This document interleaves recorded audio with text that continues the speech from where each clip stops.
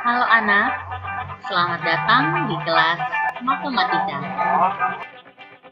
Halo Suradikara, jumpa lagi bersama Ibu Ansi dalam pembelajaran matematika. Kita belajar kembali tentang trigonometri.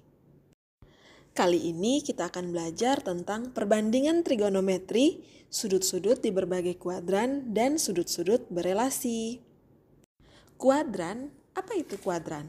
Kuadran adalah daerah yang terjadi akibat perpotongan dari sumbu X dan sumbu Y pada bidang koordinat. Nah, biar lebih jelasnya perhatikan di penjelasan yang ini. Nah, kuadran tadi adalah daerah yang terbentuk akibat perpotongan sumbu X dan sumbu Y pada bidang kartesius. Nah, ini dia. Ini ada perpotongan, ini sumbu X, jadi sumbu yang mendatar namanya sumbu X, dan sumbu yang vertikal namanya sumbu Y. Nah, daerah yang terbentuk ini ada 4. 1, 2, 3, 4. Ini disebut kuadran. Nah, dari 4 daerah itu dikenal dengan kuadran.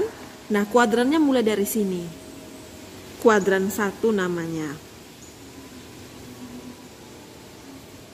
Lalu di sini ada kuadran 2.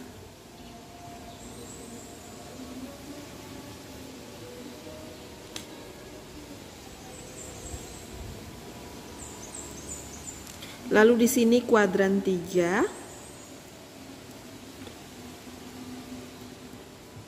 Dan kuadran 4.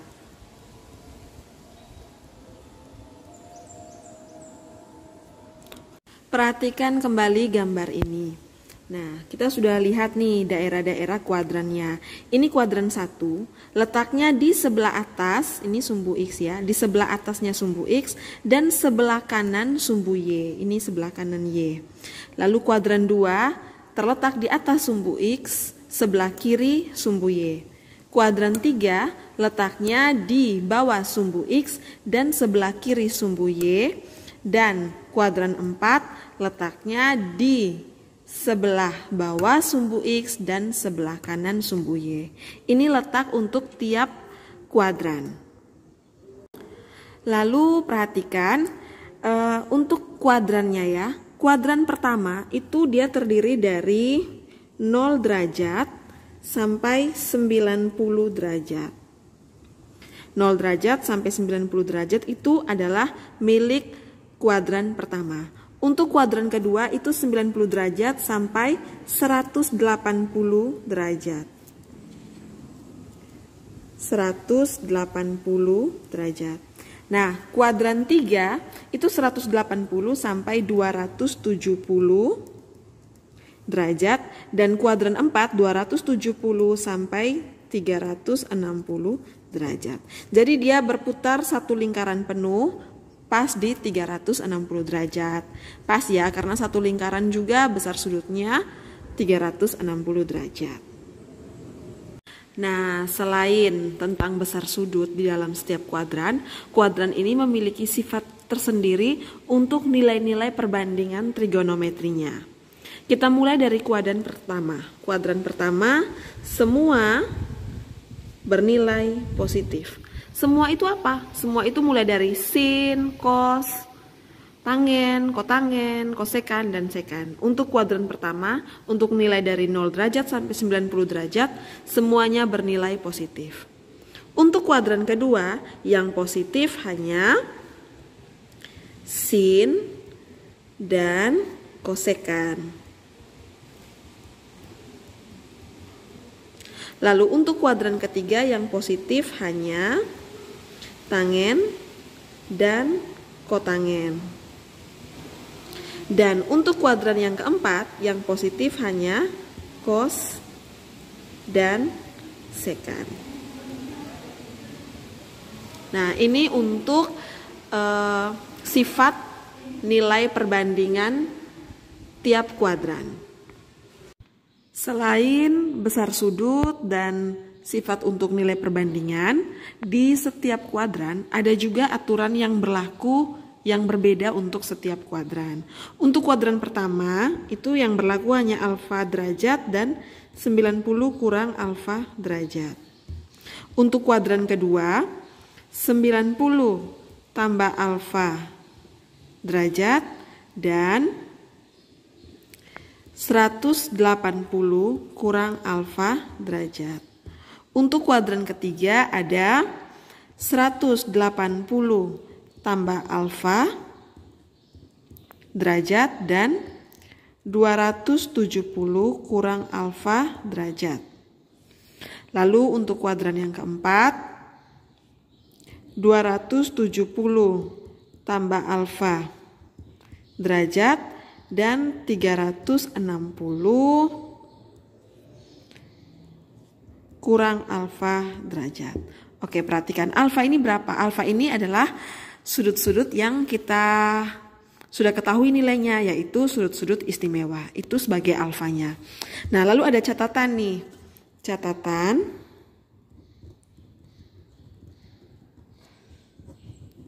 Oke, catatan. Jika menggunakan aturan yang 90, jika pakai 90 derajat atau 270 derajat. Jika pakai 90 derajat atau 270 derajat, terjadi perubahan.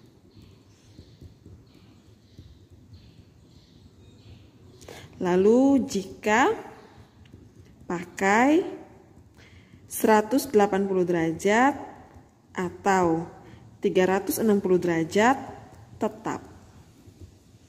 Oke.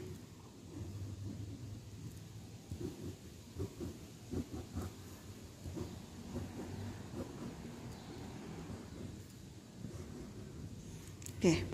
Ini catatan yang perlu diingat. Nah, tetap dan berubah nih maksudnya apa? Catatan yang di sebelah sini ini. Maksudnya apa? Jadi kalau misalkan nanti kita mau mencari sudut yang di luar 90 derajat, itu kan kita pakai salah satu aturan ini. Nah, nanti kita akan mengingat juga untuk aturan 90 derajat, 270 derajat terjadi perubahan, 180 derajat dan 360 derajat tetap. Perhatikan yang berubah itu seperti apa. Untuk 90 derajat atau 270 derajat, nanti yang berubah adalah sin menjadi cos, cos menjadi sin, tangen menjadi kotangen, kotangen menjadi tangen, kosekan menjadi sekan, dan sekan menjadi kosekan. Ini maksudnya dia berubah. Nah, kalau untuk yang 180 derajat atau 360 derajat kan tetap nih.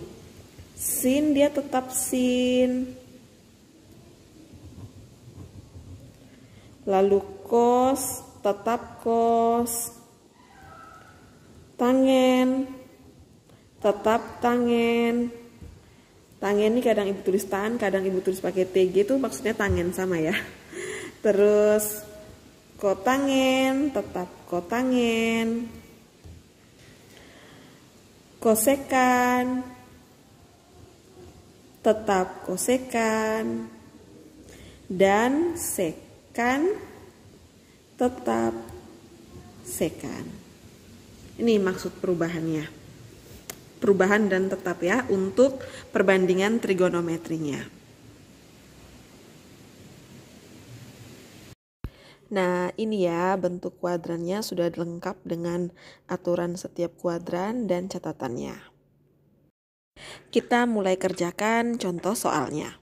Contoh soal yang pertama, tentukan nilai dari cos 150.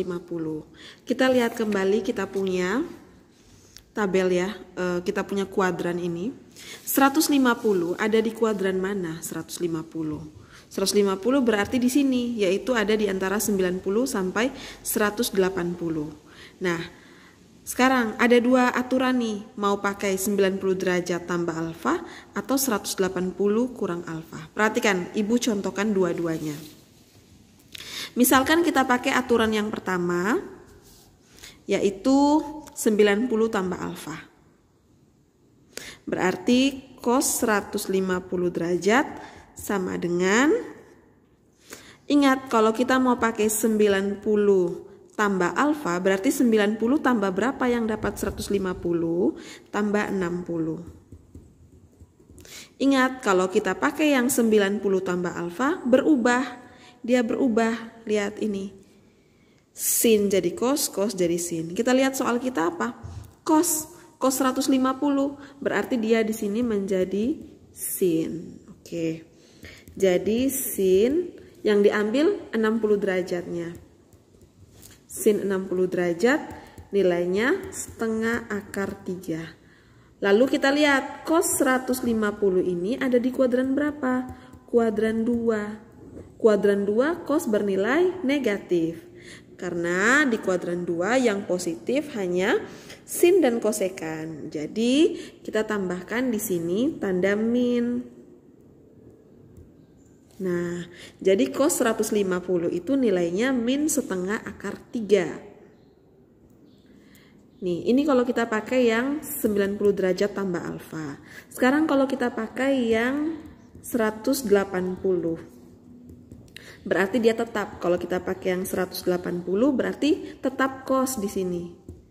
Lalu rumusnya itu 180 kurang ya. Kuadran 2 tuh 180 derajat kurang alfa. Nah, kurang berapa alfanya? Cari angka.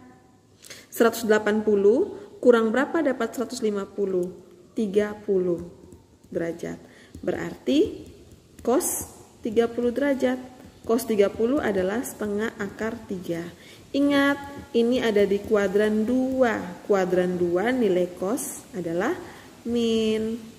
Nah, jadi walaupun menggunakan cara yang berbeda, hasilnya tetap sama. Kalau untuk saran dari ibu, sebaiknya kalian pakai yang ini saja. Yang 180 derajat ya, tambah atau kurang alfa, atau 360 derajat tambah atau kurang alfa. Kenapa ibu sarankan pakai yang 180? Supaya kalau ini soalnya cos, kamu jawabnya tetap dalam bentuk cos. Kalau soalnya sin, tetap dalam bentuk sin. Jadi kamu tidak perlu menghafal perubahannya. Soal nomor 2, nilai tangen 240 derajat kurang tangen 210. Oke, kita mau jawab soal kedua. Kita tulis dulu, kita cari dulu tangen dari 240 derajat. Tangen dari 240 kan ada di kuadran 3, karena kuadran 3 itu dari 180 sampai 270. Kita pakai rumus yang 180 derajat tambah. Berarti di sini kita tulis tetap pakai tangen, tidak berubah kan?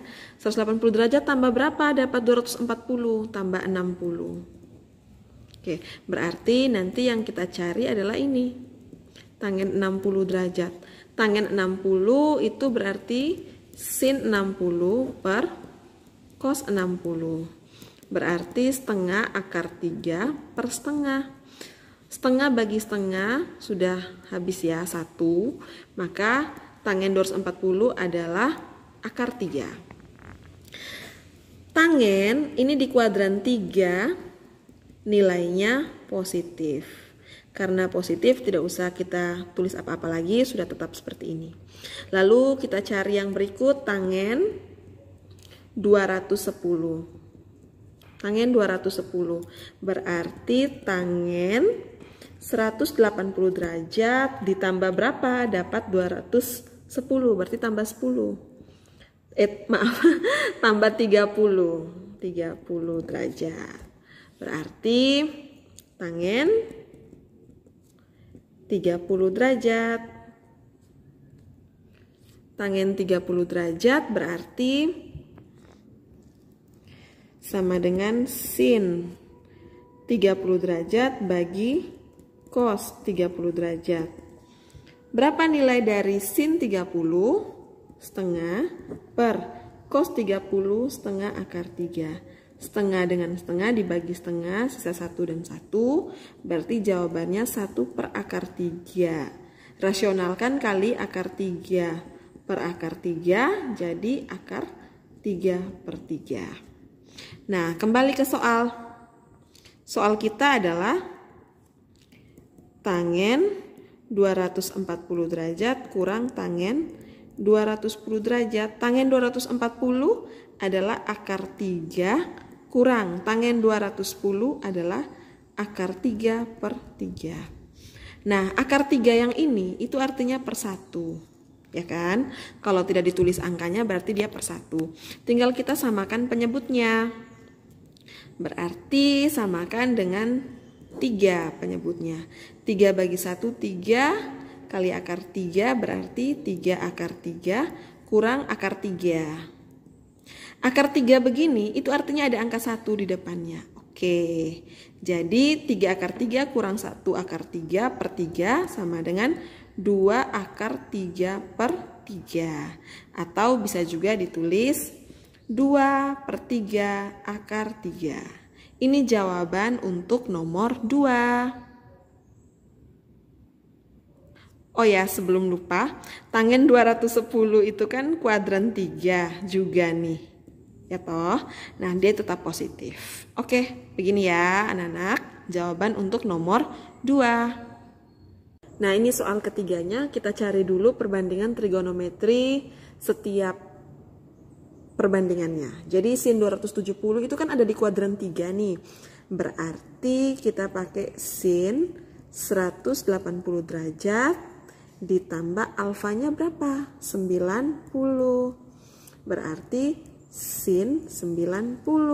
Berapa nilai dari sin 90? 1. Lalu ingat, sin 270 ada di kuadran 3, nilainya negatif. Maka di sini hasilnya min 1. Terus berikutnya cos 135 derajat, berarti cos 180 derajat kurang ya, berarti kurang 45 derajat.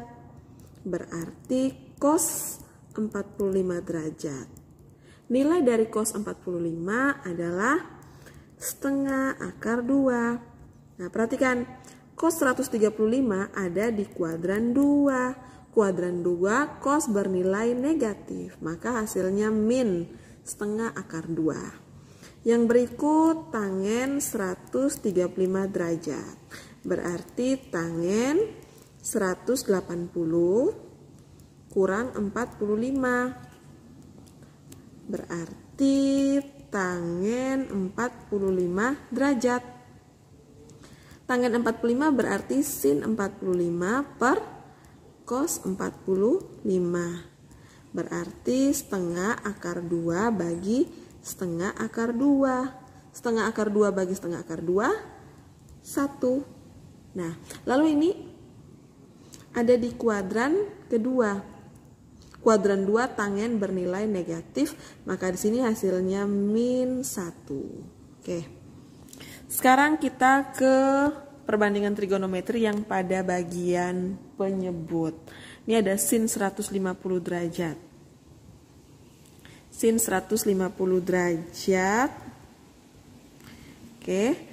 Berarti sin 180 derajat dikurang berapa? Kurang 30.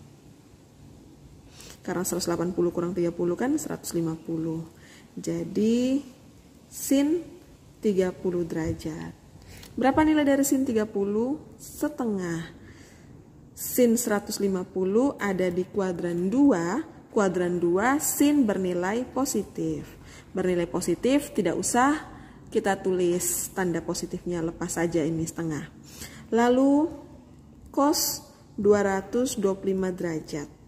Cos 225 berarti cos 180 derajat tambah 45. 180 tambah 45 dapatnya 225. Berarti cos 45 derajat. Berapa cos 45 derajat? Setengah akar 2. Cos 225 ada di kuadran 3. Nilai cosnya negatif. Di sini min setengah akar 2. Ini kita sudah dapat nilai dari tiap perbandingan trigonometrinya. Sekarang kita akan kembali ke soal ini. Oke, kita kembali ke soal. Sin 270 derajat cos 135 derajat tangen 135 derajat per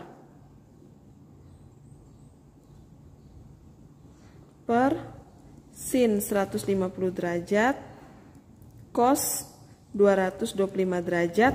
Sekarang kita ganti angkanya. Berarti sin 270 nilainya min 1. Min 1 cos 135. Antara 270 dengan 135 itu berarti ada operasi kali yang tidak ditulis. Jadi kalau tidak ada tulisan ini artinya kali. Jadi sin 270 derajat dikali cos 135 derajat dikali tangen 135 derajat. Cos 135 dapat min setengah akar 2. Kita tulis min setengah akar 2. Tangen 135 min 1. Oke. Per sin 150 nilainya setengah ini. Lalu cos 225 nilainya min setengah akar 2. Oke, kita sudah ganti angkanya, sekarang kita mulai hitung.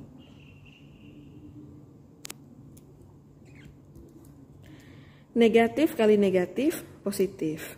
Positif kali negatif, negatif. Ibu ulang.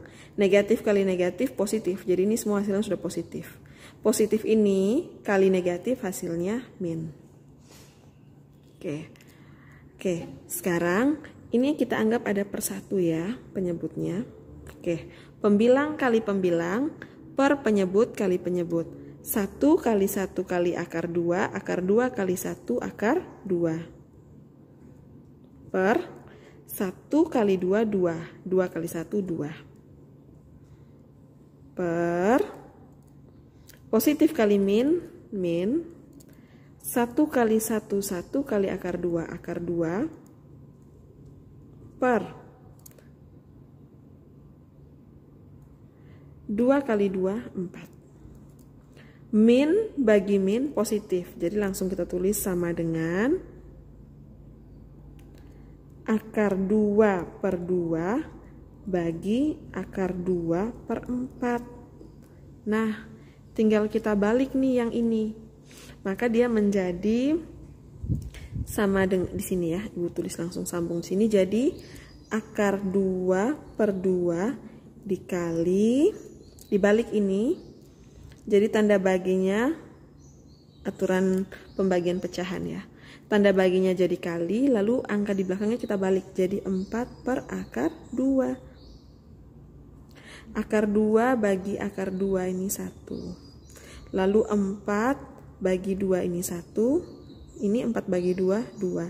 Jadi hasilnya sama dengan 2. Jadi sin 270 derajat kali cos 135 derajat kali tangen 135 derajat per sin 150 derajat kali cos 225 derajat sama dengan 2. Terima kasih telah menonton video pembelajaran ini sampai selesai. Pahami konsep materinya dan banyaklah berlatih agar kalian semakin mudah mengerjakan soal matematika. Semangat belajar anak-anak! जैसे जादू हो गया है